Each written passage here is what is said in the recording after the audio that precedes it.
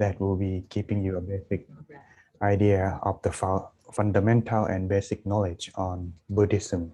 Because most of us, earlier I should have taught this before, but I assuming that everyone has, study and learning about the Buddha biography. Thus, you can understand the culture and background in Buddhism and how does it relate to their practice. But since not many of us has also learned knowledge this as well, so I think maybe this is a good time to start. These are just only in presentation according to Theravada Buddhist text that I learned. There could be much more detail in Mahayana or on other school as well. But of course, these are just only one presentation that I'm presenting, and the time is quite limited. Therefore, I will separate into two parts as our MC has already announced. This part will be from the birth until enlightenment. There will be cultures and a lot of things that could be quite,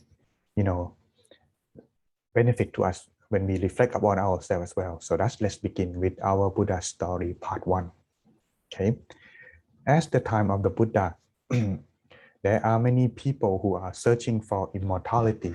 You can call this, or you don't have to think that this term may not be quite correct if you feel that it's quite not right. But the thing is that how could they aim? They want to find everlasting happiness. So that there are many people searching for this spiritual practice. There are many teachers. At the time of the Buddha, they were great famous teachers. And Buddha was, as he came in later, but he was famous and, gained many popularity throughout the region. So therefore, there are many people are kind of like, losing their fame and fortune because of this. Therefore, there are many people, there are many enemies as well, according to the time when he was, propagate his religion or establishing Buddhism, which we will talk about that in next week. Okay. Now, at this time, involving with the Buddha story in here, there will be many characters. For example, that talking about angels, ghosts, or ogres that they may have mentioned in the podcast if you are listening to our story so far. But some of these elements will not be input in here. But of course, in the detail, there are much more. So that's today. I'm just gonna skim on what is basic and easy to understand. All right. Now let's take a look. This overview will get you first on the first part biography and the overview of Buddhism, of how it was established in there. Now, therefore, on here, on this major significant in life of this story that about to be presented, there are the birth, enlightenment, and parinibbana, or passing, if we call it these people at this time. These are not quite I would call quite, it's very extraordinary because all of this, even though it happened on different year, but according to the scripture, it happened on the same day, but different year. When he was born, he was enlightened and passing. So that's it is quite significant event. And that's on his birth, you need to know his background a little bit. Okay. He has a background as well, because it's not just only some people coming out of nowhere, but for himself, he has some background. First, he was born on the full moon, and his father was King Suddhodana, while his mother was Queen Sri Mahamaya. At the time when people, the royal, he was born in this royal family, and they are, at the time, people, and in this royal family is quite special than the other because they have taken pride on their status, because they consider themselves they are very pure in bloodline. They marry among their family themselves. So that's his mother and his father. They were not distant cousin. They were married in by bloodline. So that's they kind of like having the, I would call, pride on their bloodline. Okay, so that's when he was born in here. How it was. Start first is that when she was before the full moon on one day, the queen herself practiced observing 8 precepts, and on that night she has a dream. When she was dreaming, she has dreamed that there was an elephant took her to some place. It is also mentioned she was took to it took her to I would call in heaven, I would call that. Okay, and there was a white elephant came to her and offering her lotus, put it into her womb. So that she realized at that moment while she was dreaming that she now is beginning to pregnant. And so after she released the news, during her pregnancy, all the time, it is quite special for her pregnancy as well because she was able to see and witness what is going on in her womb, how was her child doing. And all she could see is that her child was meditating inside her womb while she was still pregnant. And as the custom for the queen or the woman at the time, when one is about to deliver the son, they must go back to their hometown to deliver the son or the baby. So as it is, she asked permission from her husband to go back to her hometown, which of course he does not object or anything. So while she was traveling, as the story goes, she was passing the Lumbini garden, but suddenly she has an urge that she like to have a rest. And so when she walked onto the garden herself at that time, it is at that time that she was able to realize one thing is that she is about to deliver. So that they prepare everything for her so that she can deliver the baby in comfort. And as they prepared and finished, she gave the baby birth to the baby safely. And the messenger quickly went back to the palace to deliver the news to the king.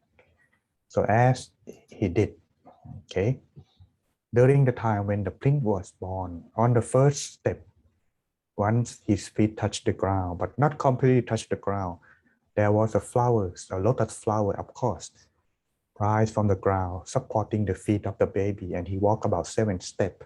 He looked around from left to right, right to left, up and down.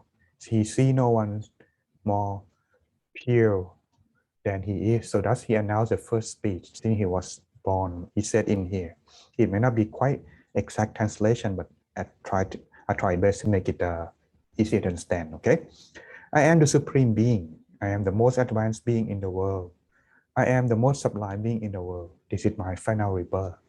Thus, his nanny come to take him and clean him and dress him in a proper way. What he meant in here is that since he looked around, he found no one in this world that is more pure in precepts, more pure advanced in his wisdom. So thus he announced, because that this will be my final rebirth. What this means is that now you know that the people at that time, the concept they believe in existence is you could call them like rebirth or reincarnation.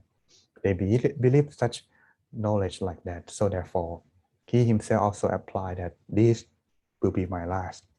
I will not be continue reborn again. And thus, this is mark one thing that is quite important, and the culture and the custom belief at the people at that time. Okay. Now, as the news from the messenger has delivered to the king, it is also the custom to name the babies 7 days right after that, so that the kings make a preparation for his son, the prince, to return with also his wife. So he arranged by the king himself at the time. Remember, there's no Buddhism yet, so he has his religion that he practiced. Yes, therefore, what he did is he ordered to bring all the priests, the best priests in the kingdom, which about 100 of them come to name the prince and give the prophecy, because they have been in the teachings of this religion. They call this Hinduism, or now at the time they call it Brahma religion. All the priests they call this Brahmin at the time. Okay, this Brahmin has the prophecy that when they're looking at the baby, they can predict the future of the baby.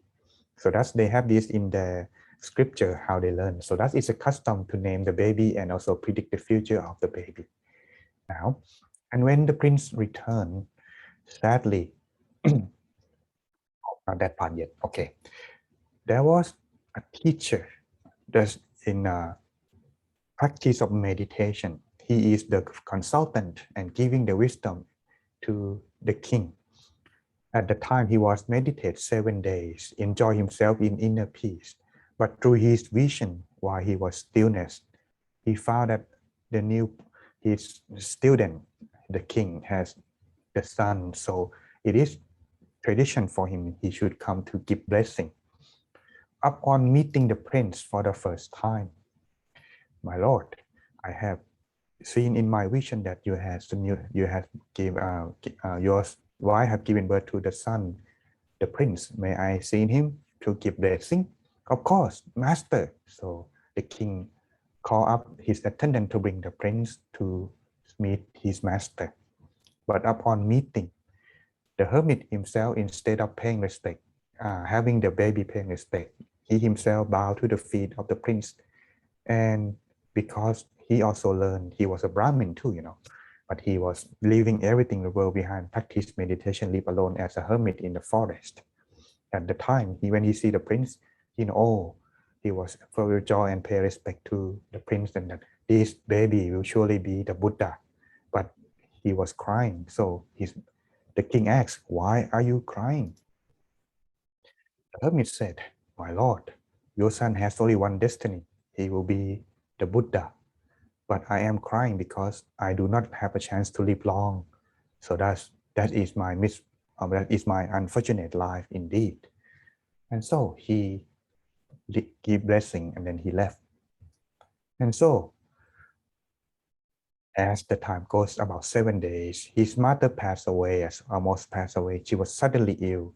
But then it's also so auspicious ceremony too, when the when the Brahmin come to keep the name of the prince, and they selecting, as you can see in here, they're selecting 8 of them to come giving the name to the prince. And all of them are excel, but the most to be noticed one are the youngest one in here. His name is GoodQandA. He is the most excel and the wisest of all, even though he's youngest, but he is best all of them. And so when they all of them look at the prince, 7 of them said, "My lord, your son has 2 destiny. He is going to be either the great emperor or the Buddha." This is something that they are given to the king. But the GoodQandA, the best one, said, "My lord, in my prediction, your son shall be only the Buddha." Then the king asked, "Why would my son choose to be the Buddha when he can live himself comfortably in the palace?" Then all of them said, "He will see the sign. Watch for the sign. When he see that, he will decide to leave the palace and become the Buddha." So after that, they named the prince Siddhartha. And then GoodQandA went back to his family and informed his family and cousin that if the prince leave the palace, we shall ordain and follow the prince's footsteps so we can learn the knowledge from him. But on the 7th day, as I mentioned, after his mother suddenly ill and she passed away 7 days after that. So that's this marked the separation. The prince, however, was not left alone motherless because his aunt loved him very much on the first sight. So she decided to take the prince as her own son. And of course, they both marry as well.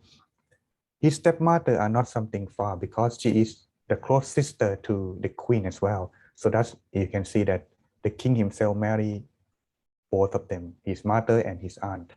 So that's when his mother passed away, he let his aunt become the new queen and taking care of the prince. And that's how it goes. As time goes, the king watch out for the sign and loved the prince, taking care of him very well. When he turned 7 years old, he hired the best teachers in the kingdom to come teach and educate his son wishing that he would be learning and taking or uh, take the throne after he has leave the throne. Okay, so when this happened, the prince, because he was so smart and excel, within 7 days, he excelled in everything. Excel in here is not just like 1 by 1 plus 2, 1 plus 1 equal 2, not like that. In 7 days, the prince was so smart, he learned all of the wisdom that the teacher is able to teach him. Wisdom in here, I'm not just only, elementary wisdom. What they mean in here is, if you go to university, you have many class, many major, right? But the prince learned all the majors and every class, every knowledge that the teacher can teach him. Upon his graduation on 7 days, none of them believe. I mean, the father, the king doesn't believe, but all of the teacher who come to, teach him, all of them stay on the ground that, my lord, your son has graduated and excel in every knowledge, especially the most difficult language. He had excelled and better than me. I'm the teacher myself. I am give you guarantee on that. So that's the king was very happy because his son is so special. So on the custom tradition, so the king decided to bring the prince to attend his royal duty, so that way the prince will know what to do. It is a custom for the people at that time, when it is time to start plant the crops, like they field, rice field, everything, they have to have the king first doing that as a blessing for the whole kingdom.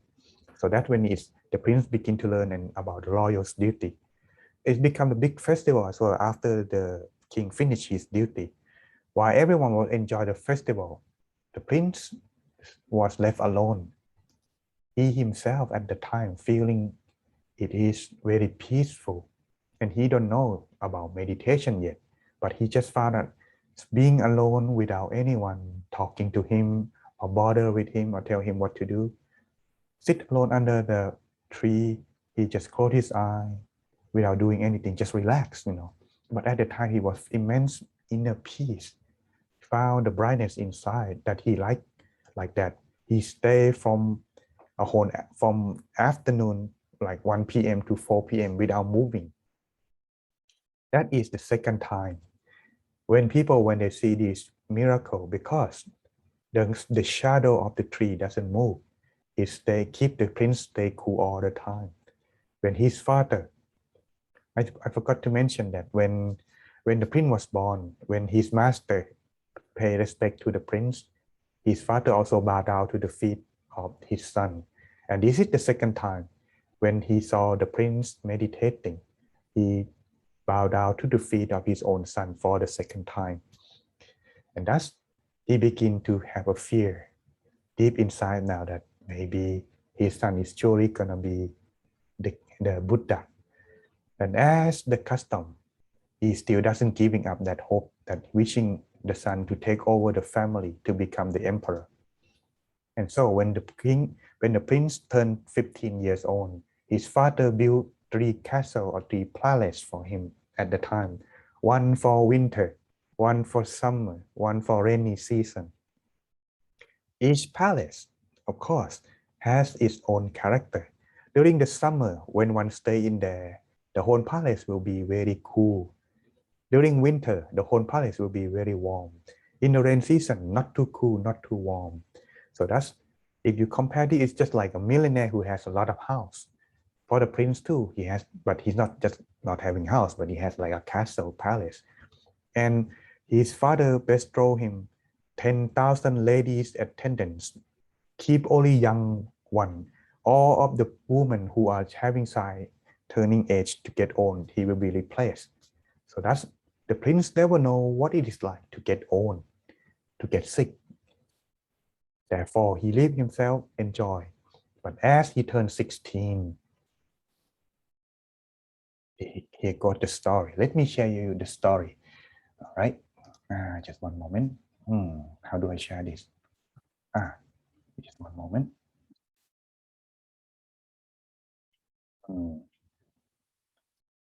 That would be a better idea if I do this. Here we go. One moment, everyone. Is it better if I show you this?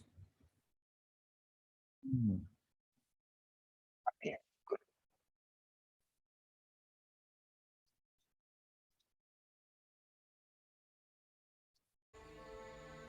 My son, I will throw a grand wedding for you. Thank you, father. But there is one condition, my king. I will only marry the girl that I choose myself.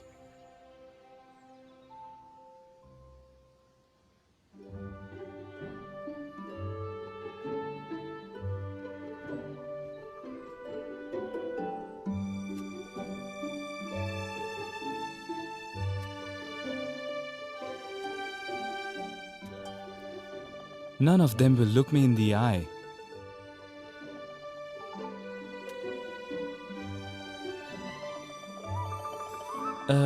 It's just that we're out of garlands. Okay. Princess, please accept this ring instead.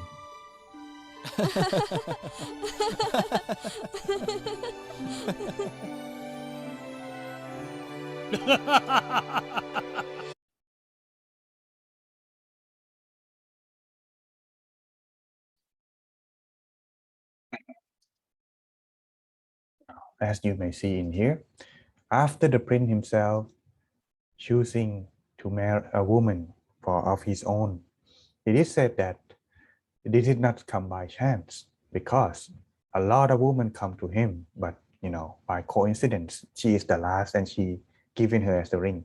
But he himself doesn't thought about marriage, but his father took the sign that this is the one that he likes. So that's they marry, and it just happened to be that this woman who is married to him is the niece of his own mother. So they quite relate to each other. Okay. It is said like the picture in here is not like that, but she looked very similar to his own mother as well. So that's when once they marry, they live their life, enjoy their own. But when he turned 29 years old after marriage, this is when he began to see the full sign.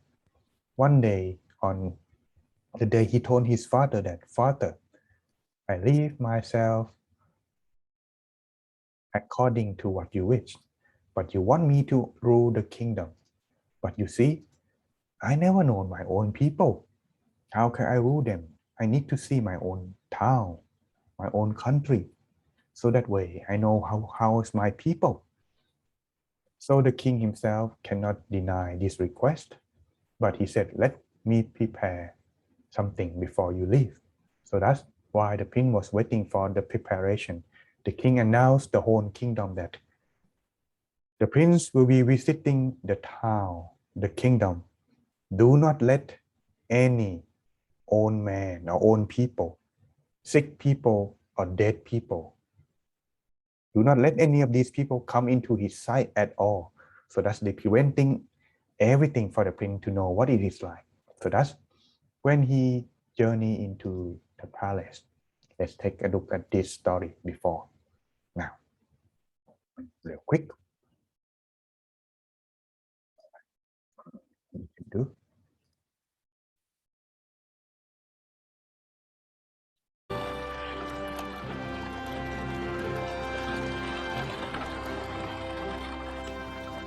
Oh, our city is lovely indeed.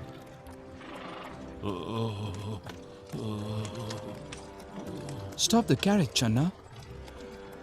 Oh, what has happened to that man, Channa? He's an old man, my prince. After much time, all of us decline into old age. My body, must it become like that as well? Yes, my prince. Stop, Channa, stop. Help me. Help. It is too painful. Please, this is torture. I can't bear it. Help me. Help. This man is suffering because he's ill, my prince.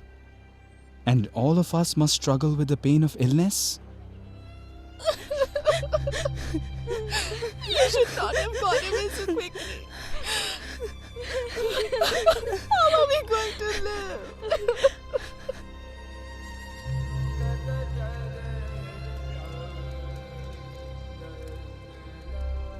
But this is too sad. Let's go home, Channa. Stop the chariot. Who is that? How peaceful he seems. He is a monk, my prince. It is a means of abandoning defilements in order to gain release from all suffering.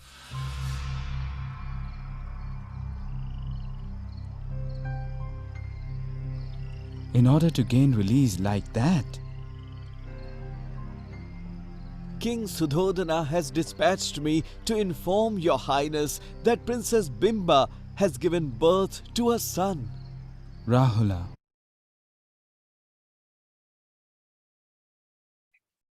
Okay.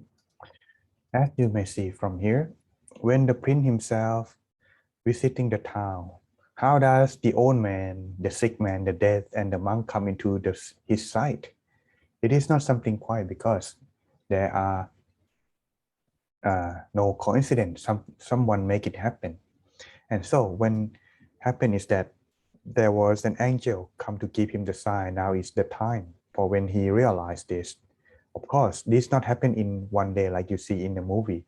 What happened in here is that they happen once each day, and that means the prince visit the town 4 times. On the first day when he met the old man, he was so surprised, like you see in the video, that he didn't know before that he's gonna get old. But because of this, strike him very deeply. So he don't want to see the town anymore. So he went back. But when he feel better and recover, he come back again for the second time. He met the sick man and the same thing happened. But on the 4th time, after he visited the whole town, on his way back, he found the monk meditating under the tree, like you can saw in the cartoon here. He found, oh, look serene. And then finally, he thought that this could be the way out. But as he arrived to his hometown, to his castle, after he find the solution, this could be the way to, escaping this. The news has delivered to him that your son has been born. The Princess Bimba has given birth to your son. Instead of feeling joy, he was thinking of ordain. So he mentioned something like you can see from the story said that Rahura Shatang, which is mean the born had come to me. When he realized that, but the messenger mistaken that, oh, the prince named the son Rahura, the bond between himself and the princess, but he himself doesn't mean the other way, that way. So when he realized this, he didn't know what to do. He want to stay, but half of it he want to leave, because if he stay, there will be no one to help others, his people, to free from this old age, sickening and dying. And there's no one trying to do that at all. All they do is just living their life the way it is. And there is no one finding the solution or a way out. Otherwise, the monk would not be stay until now, exist until now. So when he thinking, what should he do? Stay or leave, stay or leave. So he just thinking too much until he falling asleep. And in the middle of the night, while he wake up, all of his beautiful lady attendants, while waiting for him to wake up, they fall asleep too. But when they fall asleep, he just saw all of them lie around. They are not appearing beautiful as they used to be. So it just make him become very much bored on this delusion that he had found himself all the rest of his life until now. So that's before he gonna leave. He wake up his closest friend, Channa, the charioteer that you saw in this cartoon earlier. Prepare my horse. I like to escape. So before he leave, he make a determination. I will not return to this palace until I found a way to end suffering. So that's he traveled with Channa all alone in the middle of the night. It is said that he traveled as far as the whole country and stay in the forest where his father would not be able to send someone to call him back. So when he come to the place far enough, he believed, so he cut off his hair. One thing that you need to take a note is that why this is also the custom as well. The prince shaving his hair because one thing in the common. As for our common practice in here, when you have long hair, you have to spend a lot of time try to taking care of the hair. So it is not necessary. It is something to keep your mind free from all this worry. And also one thing on that is the hair for the people at that time is very, very, very important. Consider it's the highest object of the body. So therefore, if you cut, you become like a low caste or disrespecting. So that's when he cut the hair is showing his commitment that he would not coming back again. So that's when he chop off the hair and he tell his Chana that Chana, take all my clothes and my hair, cause my clothes,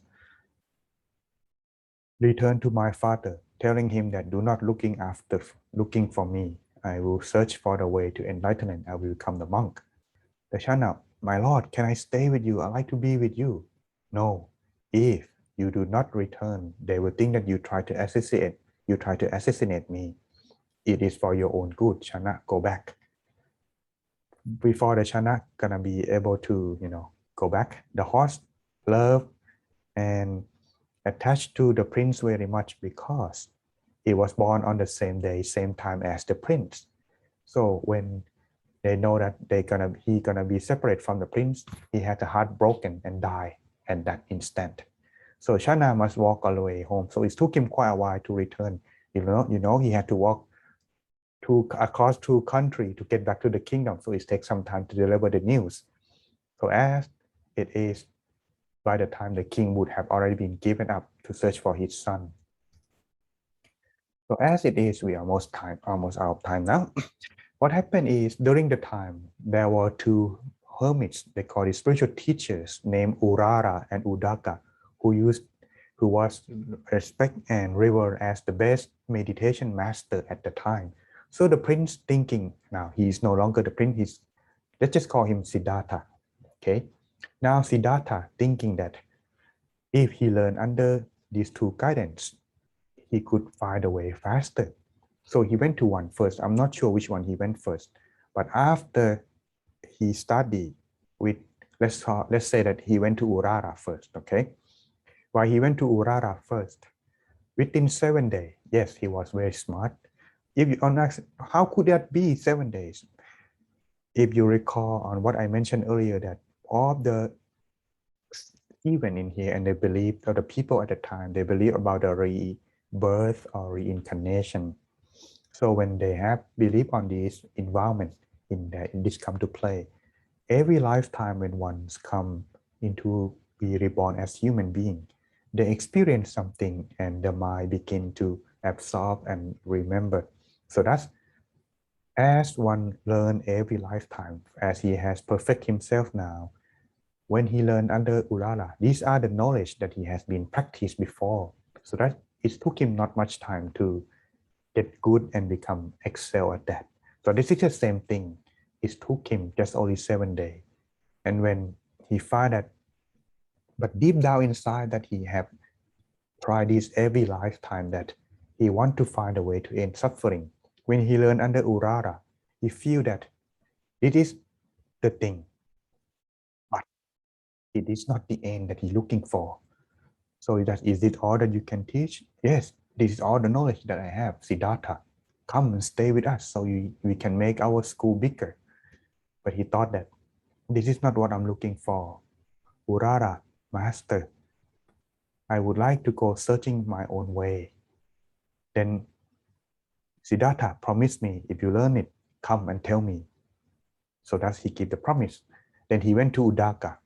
Same thing happened, and they cannot stop him to stay. But he promised them to come and tell them. And so he went on search further. So now there is no shortcut to find a way. He has to search it on his own. So that's searching for another path. How to do that? The practice common for the people at that time is practice self-mortification. These self-mortification, they believe in the same thing, that if you want something out, you have to squeeze. So same thing, if you want the knowledge from your body, you must torture. knowledge from the mind, you must torture the body so the mind can give you the knowledge. So he practice self-mortification. The most difficult one to practice is holding one breath, no eating food, just only a drop of water a day to keep body survive, and also try not to breathe. So he breathing less, he don't eat anything, and he drinking less water. It took him about 2 years. It said 6 years. Yeah, let's go with that 6 years. One day, there was a farmer come to around that area where he was practicing. Oh, I forgot one detail on this. Is that upon hearing the news that Siddhartha has ordained, remember GoodQandA, the one who giving his prediction, he went to call all his cousin in his family to come become ordained and go learn from Siddhartha. So all these, they gather as a 5 group they call Panchavakkhiya. They band together a group and searching for him. Upon meeting him, the prince doesn't, Siddhartha doesn't say anything, but he just practiced meditation. Why these 5? Oh, Siddhartha has already gone beyond our knowledge. Maybe after he finds this, he can teach us. So they keep themselves commitment to study under him by become his attendant. When he, sometime when he hold his breath for so long, his body cannot maintain, so he passed out. It was these 5 who nurtured him back to his consciousness, and then he began to his practice. They done this for a while until the musician come into play. They play the string. One string was too tight, so it's break when the musician play, and the second one was too loose, that doesn't make correct sound, but the third one play the correct sound. The prince hearing the music played by the musician, he realized that, hey, what have I done with my life? And he realized this. And so he tell his attendant, GoodQandA, can you fetch me some water and food? He realized one thing when he reflect on that. After listening to the music, the musician play. One, his life, if he practice self-mortification like this, soon he gonna die before he find the knowledge. And since he was born until turned 29 years old, he endowed himself in all luxuries one could ever find, the best luxurious life that one could find in this world. He's a prince, and all the pleasure that he can gain, it's still leading him into nowhere to be found. So that's, he must live in the middle path. That when he changed his mind. But GoodQandA doesn't think the other way. Hey, Siddhartha changed his mind.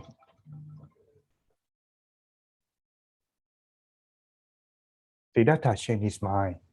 He himself thought that this is not the way. So therefore, he himself quit. But GoodQandA left. So when it took him quite some time. Just one moment. Hello.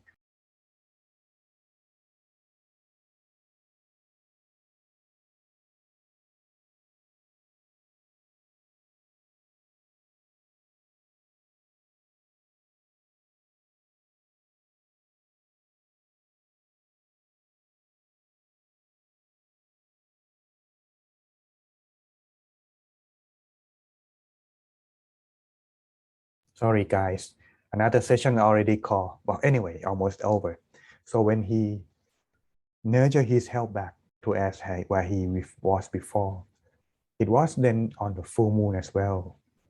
The lady saw him and mistook him for the angel. The background story for this lady who offering him the last meal or the last supper is that it was prior before he was ordained. She make a promise to the tree where he was sitting that, may I marry to the man who has the same caste with me. In India at the time, the people, they have the, what is called is the caste system or social status. If one could not marry on a different caste, it's against their rule on social status over there. So she make a wish that she must She would like to marry on the same man with the same wealth, same status as her, and she like to have a son to continue her bloodline. That's all she may. And if it's fulfilled, she will come to deliver and pay offering to the tree. She believed that there is a God in this tree. And it just happened on that full moon. Siddhartha come to meditate, looking for a place to rest. So he meditated and sitting, searching for a way. And this lady mistook him for an angel. So she come to offer him the golden tray because she mistaken him for the angel and offer him the best meal one could ever make. They call this the rice meal. Anyway, how it's made is that she plant the rice herself. When it's grow, she do all of this procedure to prepare the food, and they cook it with milk, rice milk. Make them into 49 into enough plate. Put it in golden tray like you can see. So when she offered to him, she said, "My wish has been fulfilled. May your wish be fulfilled too." So upon this, as the sign, the prince saw, this could be the good day. So he want to confirm on his way that he has choose the right path. So after he finished his meal, he went to the river next to where he's sitting. He said, "If my searching will be success, may this tray go up again the stream." So he let it go. And yes, it go again the stream, but not just for a few yards. It go back almost 50 to 100 yards, and then it sunk into the river. Seeing this sign, he now know for sure that he will be success. And on that day, he received a dry grass from a couple of farmers offer him as a gift, and he put this as a seat where he sit under the tree where he found that it's more suitable and relaxed for him. When he sit, he make a resolution to himself: should I not attain enlightenment today, be it my blood and flesh dry up, leaving only skin, tendons, and bones, I shall not leave this seat. When he make that oath from 6 p.m. to 10 p.m., this is called the first watch of the night. This is when he found the knowledge, when he still his mind. First of all, when he's starting that, he just stay relaxed, but he don't know where to go. But he recall himself that when he was 7 years old, he just sit like this and relax. Maybe that could be the way too. So he start back just like that. So he found on the first watch, he has what is called the first knowledge, the knowledge to know who he is. Most of us know that, mostly know by who we are from we were born, but he know back further than that. He know how he has become, what caused him to be like he is. And he finally know about himself on the second watch. He able to learn how does the being come to, and on the third watch from 2 a.m. until 6 a.m. he found the knowledge to eradicate all the defilements and suffering from his mind. Thus, he uttered this word in the sutra: seeking but not finding the house builder, I travel through the round of countless birds. Oh, painful is birth, ever and again. House builder, you have now been seen. You shall not build the house again. Your rafter have been broken down. Your rich pole is demolished too. My mind has now attained the unformed nibbana and reached the end of every kind of craving. So that's mark the sign. Therefore, he attained himself enlightenment, and yes, he earned the title called Buddha. So that's in conclusion today, everyone. Who is Buddha? Of course, Buddha is a human. He is not a god. He is a man whose effort led him to enlightenment, like I mentioned in the story here. And Buddha, in Sanskrit, it has the meaning named as awakened one. He is awakened to his nature, the nature of his mind, and thus gain himself liberation and end himself suffering. Thus, he do not need to be reborn or rebirth again. Thus, break free from the cycle of birth and death. This is how he find immortality, because one don't need to be reborn and go under the clouds of pain and death again. This is the first part of our story today. We will continue on the next part, how he established his religion after that, which not many people teaching on this. Therefore, stay tuned, everyone.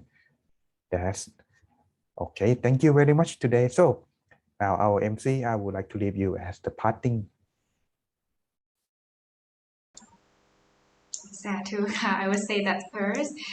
Thank you so much, P. We really grateful for the lesson that you teach us today. It's very informative, and it's knowledge wisdom that we know background of the Buddha's life. Thank you so much, P.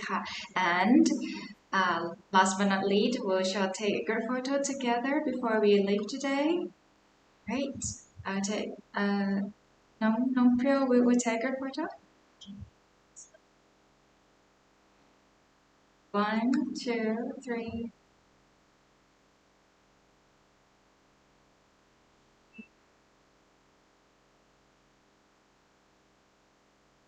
Done. Thank you, Ka. And I hope you rejoice in our program today. Last but not least, we have to pay respect to our GTM before we part today. Thank you for his teaching. So, bow, bow, bow. Thank you, everyone. I will hope to see you on next conclusion story. Most of it will go with the story first. We will conclude the knowledge that we're adding there at the end of these sessions. Next session. Okay. See you again next time, everyone. Bye bye, everyone. Thank you for joining.